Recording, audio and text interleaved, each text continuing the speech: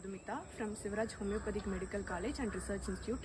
November 14 இன்னைக்கு என்ன டேன்னு பார்த்தோம்னா டயபெட்டிஸ் டே. டயபெட்டிஸ் அப்படின்னா கலோக்கியெல்லாம் என்ன சொல்லுவாங்கன்னா சர்க்கரை நோய் அல்லது நீரிழிவு நோய் அப்படின்னு சொல்லுவாங்க.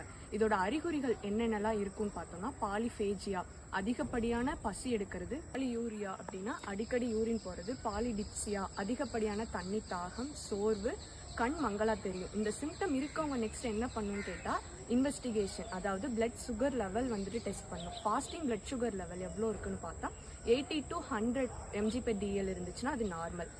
120 to 100 வந்து இருந்துச்சுன்னா ப்ரீ டயபெட்டிஸ்னு சொல்லுவாங்க. எபோவ் 120 இருந்துச்சுன்னா டயபெட்டிஸ்.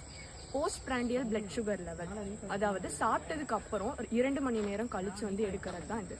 120 to 140 mg/dl இருந்தால் அது நார்மல். எபோவ் 200 இருந்துச்சுன்னா அது டயபெட்டிஸ்னு சொல்லுவாங்க. டயபெட்டிஸ் அப்படின்றது வந்து ஒன்றும் சரி பண்ண முடியாத நோய் கிடையாது. இனிஷியலாகவே கண்டுபிடிச்சிட்டா ஹோமியோபதியில் டயபெட்டிஸ்க்கு நல்ல ஸ்கோப்